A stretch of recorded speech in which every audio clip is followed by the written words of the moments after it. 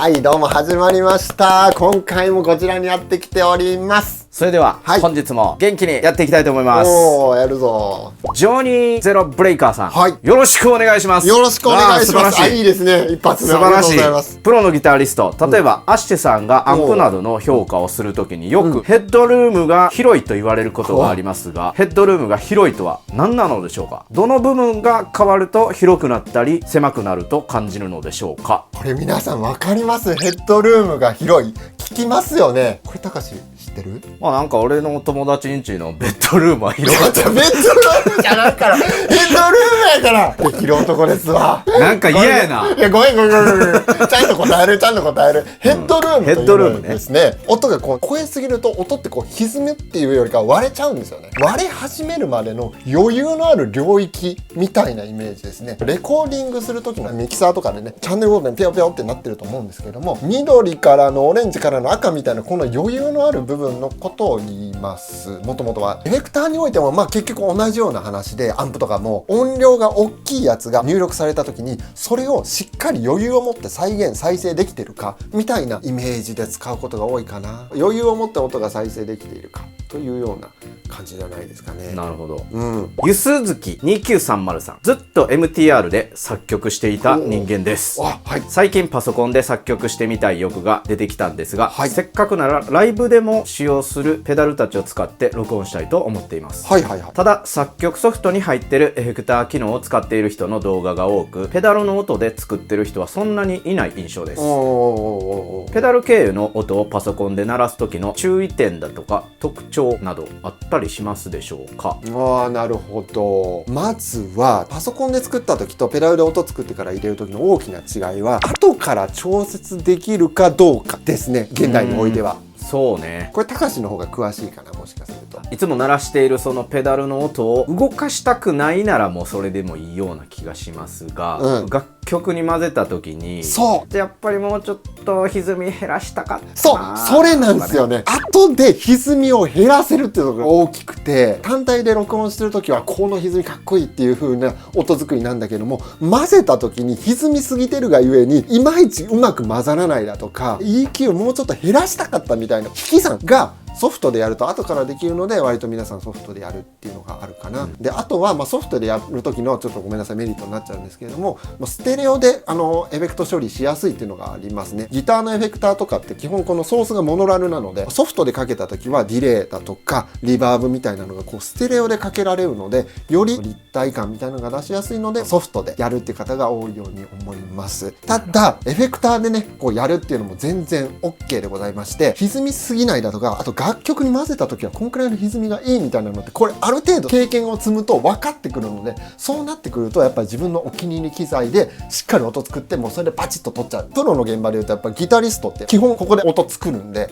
それでやって全然 OK です。取り方としてはご自宅だとイリジウムだとかオックスみたいなアンプシミュレーター系をかましてからオーディオインターフェースに入れる、もしくはオーディオインターフェースに直接挿すんだけれども、アンプは PC の中で完結させると、いろんなやり方がありますね。ギータ U3U さん、 GT1000 コアをパワーサプライで駆動させるときに供給電力をぴったり 670mA にしなければいけませんか。これ皆さん結構思うんじゃないですか。何ミリアンペアって書いてますよね、その消費電流。アダプターにもなんか何アンペアとか何ミリアンペアって書いてるんですけども、結構わかんない方いらっしゃるんじゃないかな。いやわからんでこれ正直分かんないですよね。そんな分かってない。じゃあいい機会なんで説明させていただきますと、まず別に 670mA ジャストで入れてあげる必要はないです。じゃあどういう風に供給してあげればいいかなんですけれども、ミリアンペア電流量についてはその消費電流、エフェクター側がじゃあ670使うってやればそれ以上の値のアダプターを用意しましょうです。正確に言うと 1.5 倍以上とか、1.5 倍近くあると、例えば 500mA だったら 750mA だとか、1A って 1000mA なんですけども、そのくらい余裕があるのをつないでおくのはもう全然 OK ですね。電池の何ボルトの時とは違うんだね。そうボルトは揃えましょう。ボルトはジャスト、ミリアンペアは大きめにしておくと安心です。ちゃんと読んで、それの名前本当に。S5W さん。はい。質問です。はい。自分はマルチエフェクター、アンペロのプリアンプでほとんどの歪みの音作りをしているのですが、どうしてもノイズが気になってしまいます。ノイズ。そのためノイズゲートをかけるのですが、音の伸び感が短くなってしまうのが気になってしまいます。ノイズゲートは使わないで、ノイズとともに生きていくしかないのでしょうか。だいぶ背負ってるな、ノイズを。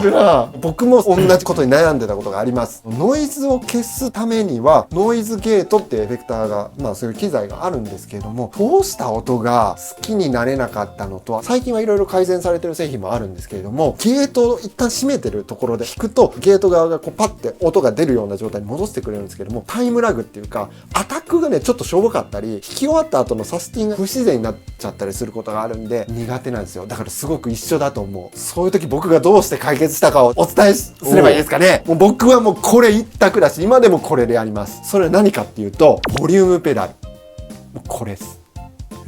僕が入れてる位置は歪みの後、空間系の前に入れてますね。なのでローインピーダンスのボリュームペダルでマスターボリューム、アンプのボリュームを調節するのと同じような形でコントロールするんですけれども、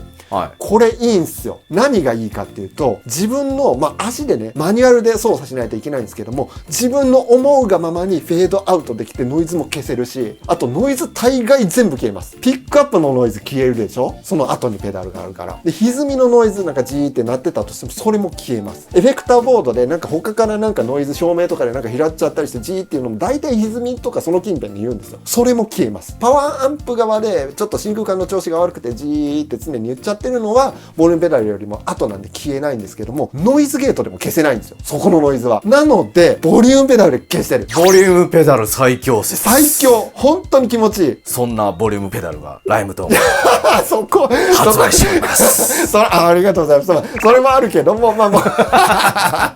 ームペダルはお気に入りのライムトーンでもいいですよ。ボスさんのねやつもね、よろしい企画になっていたな、この質問コーナーも。でも本当いいですよ。そこにいないと操作できないっていうのはあるんですけれども、本当にね気持ちいいです。なるほどね。僕昔、イベントでビーズの松本さんの機材弾かせていただいたことがあるんですけども、すごかったノイズだから全部足とかでちゃんとコントロールされてる。ビーズのライブでノイズって聞いたことないっしょ。ないね。ないんですよ。絶対もう1ミリも聞かれたことないんだけども、ピックアップフルボリュームで歪みをオンにしてボリュームペダルカットせずにこう手裏したらもうジーンブーみたいな、こんな出んのって。それを松本さんボリュームペダルで止められてたり、裏のねテックさんのところにもあるんでテックさんが止めることもできるんですけども、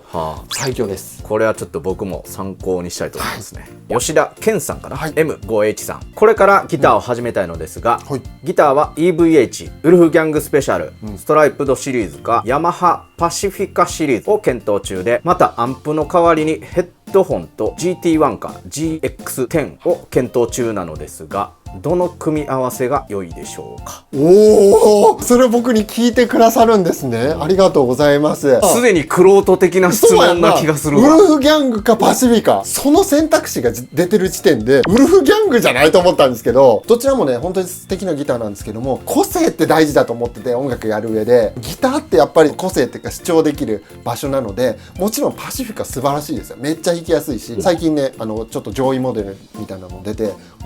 もう間違いない。万能な感じでどんな音楽にも対応できるようにしたいっていうんだったらパシフィカだと思うし、じゃなくてなんか僕これ好きだからこういうの弾いてみたいで、特にこれから始めるんだったら好きっていうギターで始めた方が本当いいと思ってて、1個目にそれが出てるんだったらそっちじゃないですかね。かっこいいな。それでギター始めてみてほしい。僕はいいですね。いいですね。そしてエフェクターは GT1 と GX10。GX10 ってね最近出たディスプレイが大きくて、タッチでねいろいろエフェクターとかも操作できるので、 GX10 の方が最近出てるし上位機種になるんで、 GX10 買えるんだったらそっちの方がいいんじゃないでしょうか。ウルフギャングと GX10 でスタジオにギタリスト現れたらもう感動するな。めっちゃ応援してます。頑張ってください。かじりかけのパセリさん。はい。かじりかけない。ああ、いいな、僕パセリ好きです。現在歪みのコンパクトを何買おうか迷ってます。空間系などはマルチの中のを使おうと考えております。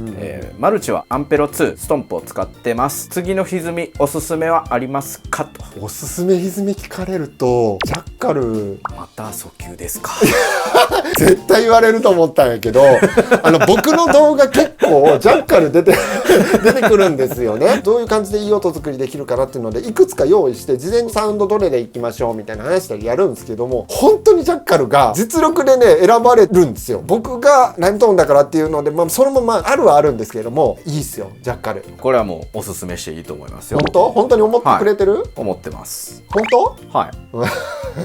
疑いの上みたいな。ジャッカルなんでおすすめしてるかっていうと、まずハイゲイン系なので結構ゲイン上げるところまで作れるっていうのと、楽器のボリュームに追従して綺麗にクランチクリーン寄りのところまで下がってくれるので、ハイゲイン系のペダルでここを下げて使える音のまま音量が下がってくってあんまないんですよね。なのでいろんなシーンに対応できたり、ここのボリューム操作でクロート的なサウンドメイクができるってところもおすすめだし、もちろんローゲインにするモードもあるので結構音作りの幅が広いのでおすすめではありますね。江村 96R さん、今西さんこんにちは。こんにちは。いつも動画楽しく拝見しております。ありがとうございます。チューナーアウトについて質問があります。近年ペダルチューナーが高品質になって、バッファーオンオフや音痩せ軽減されつつありますが、チューナーアウトの導入を検討した方がいい目安などはございますでしょうか。プロミュージシャンのボード画像をいろいろと拝見していても正直基準がよく分かりませんでした。エフェクターの数や相性、作りたい音色にもよるかと思いますが、何かワンポイントアドバイスをいただけますと幸いです。なるほど。今のご質問解説すると、チューナーのペダルをエフェクターボードの中に直列でつなぐのがいいのか、